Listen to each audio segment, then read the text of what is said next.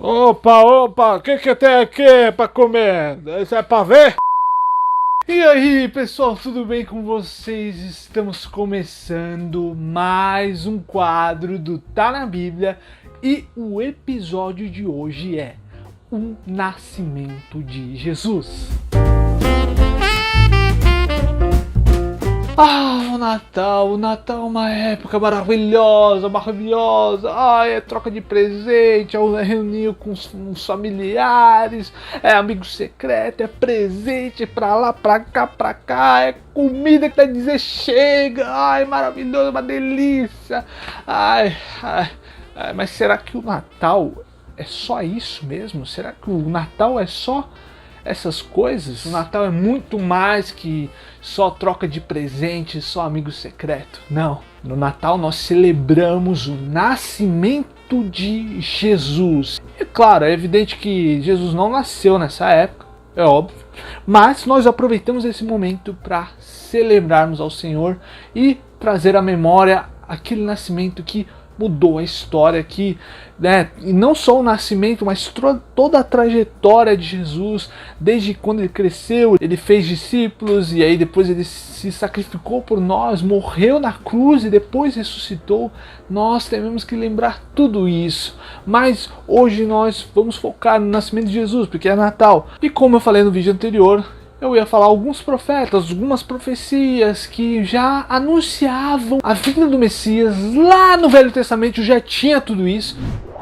Em Isaías 7,14 tem a seguinte declaração: por isso o Senhor mesmo lhes dará um sinal. A virgem ficará grávida e dará à luz a um filho e o chamará Emanuel. E se a gente for lá para os evangelhos, lá se cumpriu essa profecia de que a virgem daria luz a um menino e chamaria Emanuel, que significa Deus conosco. Deus estava mostrando que aquele filho seria o Redentor, não só o Redentor, mas seria aquele que estaria conosco todos os dias, até a consumação dos séculos. Se você for mais para frente, lá em Isaías 9, versículo 6, já diz: porque um menino nos nasceu, um filho nos foi dado, e o governo está sobre os seus ombros, e ele será chamado Maravilhoso Conselheiro, Deus Poderoso, Pai Eterno e Príncipe da Paz. Olha só, mais uma vez Isaías estava falando sobre o Messias, o nascimento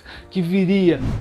Em Mateus 1, fala toda a linhagem até chegar em Jesus. E você vê nomes muito conhecidos, mas um dos principais deles são o de Abraão, que tinha promessa, como eu disse no outro vídeo, que a descendência dele seria abençoada, e a descendência dele que seria de Jesus, os filhos de Deus. Entendeu? E também tinha a linhagem de Davi, como diz, em Gênesis 12, versículo 2 e 3. Farei de você um grande povo e o abençoarei. Tornarei famoso o seu nome e você será uma bênção. Abençoarei os que o abençoarem e amaldiçoarei os que o amaldiçoarem. E por meio de você, todos os povos da terra serão abençoados. Logo em Gênesis, Deus começou a revelar o seu plano de salvar o mundo através de Jesus. Ele prometeu que através de Abraão todos os povos seriam abençoados. Abraão foi o pai de Israel e Jesus foi o descendente de Abraão. Para você ver o grau da importância que era a promessa de Abraão. Não era só uma promessa para Abraão, mas era uma promessa que apontava para o próprio Messias. Como eu disse no outro vídeo, era uma promessa que se estendia até Jesus, então era um plano muito maior. Como eu disse também, a linhagem de Davi, como diz em Salmos 89, versículo 3 e 4, que diz assim: tu dissestes, fiz aliança com meu escolhido, jurei ao meu servo Davi, estabelecerei a sua linhagem para sempre e firmarei o seu trono por todas as gerações. Ele estabeleceu uma linhagem que seria para sempre, a linhagem de Davi, e essa linhagem viria ao próprio Jesus. E uma das profecias também falam que Jesus nasceria em Belém. E Miqueias diz assim, Miqueias, no versículo 2 do capítulo 5 diz assim: mas tu, Belém Efrata, embora pequena, entre as clãs de Judá, de ti virá para mim aquele que será o governante sobre Israel. Suas origens estão no passado distante, em tempos antigos. Belém era uma cidade pequena, uma vila pequena, mas era a terra natal de Davi. As coisas se encaixam. Jesus nasceu onde Davi nasceu, mas na verdade, Davi nasceu onde Jesus ia nascer, porque tudo aponta para Jesus. Então, o nascimento de Jesus foi para confirmar que ele não só seria uma linhagem de Davi, não só seria a descendência de Abraão, mas ele viria para mudar a história e quebrar todos os paradigmas, tudo que estava errado no mundo, ele viria para mudar isso. E agora vamos lá para os evangelhos. Em Lucas 1,26, o anjo aparece para Maria e anuncia que dela sairia o Messias. Mas o anjo lhe disse: não tenha medo, Maria, você foi agraciada por Deus. Você ficará grávida e dará à luz a um filho. Ele lhe porá o nome de Jesus e ele será grande e chamado Filho do Altíssimo. E Maria, ao ouvir isso, não entendeu muito bem. Eu falei, mas como assim? Como isso vai acontecer se eu sou virgem? Como é que eu vou dar luz a um filho? Como é que é possível? E o anjo responde a Maria dizendo: o Espírito Santo virá sobre você e o poder do Altíssimo a cobrirá com a sua sombra. Assim, aquele que há de nascer será chamado Santo, Filho de Deus. Também Isabel, sua parenta, terá um filho na velhice. Aquela que diziam ser estéril já está no seu 6º mês de gestação, pois nada é impossível para Deus. Nada é impossível. Olha só que fantástico, para Deus nada é impossível. Iria nascer um filho, mesmo ela sendo virgem, iria nascer Jesus, porque para Deus não tem lógica. Deus é um Deus do impossível.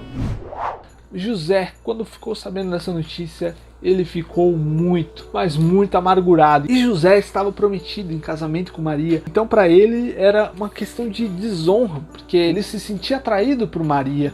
Então José se afastou, fugiu de Maria. E aí, para não trazer vergonha para ela, para proteger Maria, ele quis anular o casamento. Ele quis anular para evitar e poupar muitas vezes a vida de Maria. E então o anjo apareceu a José em sonho, dizendo assim: José, filho de Davi, não tema receber Maria como sua esposa, pois o que nela foi gerado procede do Espírito Santo.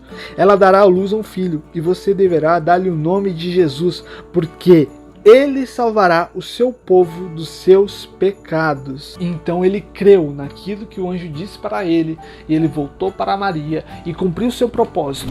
Lucas 2, versículo 4 diz assim: assim José também foi da cidade de Nazaré da Galileia para a Judéia, para Belém, cidade de Davi, porque pertencia à casa e à linhagem de Davi. Ele foi a fim de alistar-se com Maria, que lhe estava prometida em casamento, e esperava um filho. E enquanto eles estavam lá, chegou o tempo de nascer o bebê, e ela deu à luz o seu primogênito, envolveu-o em panos e o colocou numa manjedoura, porque não havia lugar para eles na hospedaria. Jesus nasceu no lugar mais humilde. Olha só como é tremendo, como Deus usa as coisas loucas desse mundo para confundir as sábias, porque o Rei dos Reis deveria nascer num palácio.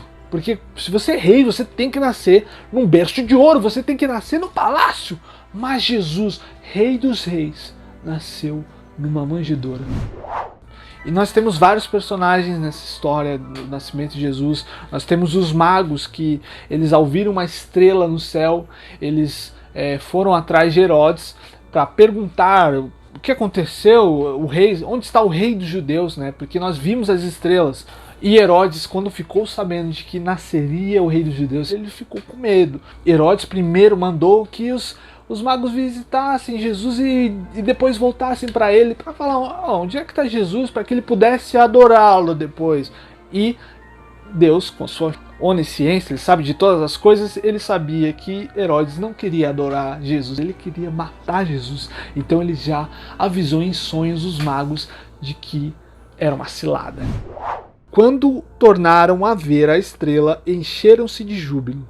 E ao entrarem na casa, viram um menino com Maria, sua mãe, e prostrando-se o adoraram. Então abriram seus tesouros e lhe deram presentes: ouro, incenso e mirra. Aqueles presentes que significavam muita coisa. O ouro representava o seu reinado, ele era rei. Aquele presente eles costumavam dar aos reis, porque simboliza o reinado, a soberania. O incenso era oferecido aos sacerdotes, uma oferta de alimentos. Eles ofereciam incenso junto. Então, não só estava mostrando que Jesus era rei, mas Jesus também seria sacerdote. Ele seria o grande sumo sacerdote que viria para mudar tudo, para mudar a história. E a mirra era um óleo amargo, de uma resina vegetal, tinha muito valor também. Como todos os outros presentes eram muito caros, mas a mirra também era associada ao ato de embalsamar o corpo, o sepultamento. Então não só estava dando um presente para que eles pudessem usar medicinalmente, mas também estava usando um presente que seria para preparar de que aquele seria o Messias que sofreria as dores mais terríveis para que pudesse trazer a salvação a todos que creem nele, em espírito e em verdade. Jesus morreu, foi sepultado, mas ressuscitou. E esse é o Natal. O Natal não só representa uma festa, não só representa um nascimento, mas representa a história sendo mudada pelo Messias, o Salvador. E é um momento que a gente pode refletir que nós fomos salvos. Que nós não usemos só desse momento, Natal, para festejar o nascimento de Jesus, mas que nós usemos todos os dias para que nós possamos lembrar quem é o nosso Salvador, de onde nós fomos tirados, todos os dias. Não só no Natal, na Páscoa, não só na ceia, todos os dias. Então é isso, gente. Esse é o vídeo de hoje. Um Feliz Natal e até mais, gente. Valeu! Oh, tudo bem, pessoal? Tudo bem com vocês? Tudo bem? Olha, se inscreve no canal, né? Se inscreva aqui, ó, ative o sininho, as notificações e, né, para vocês interarem um pouquinho mais, né? Porque nós estamos comemorando o Natal e daqui a pouco vai ser um amigo secreto, né? E a comida já tá chegando. E opa, o que é isso aqui? Isso aí é pra ver? Mas é pra ver ou pra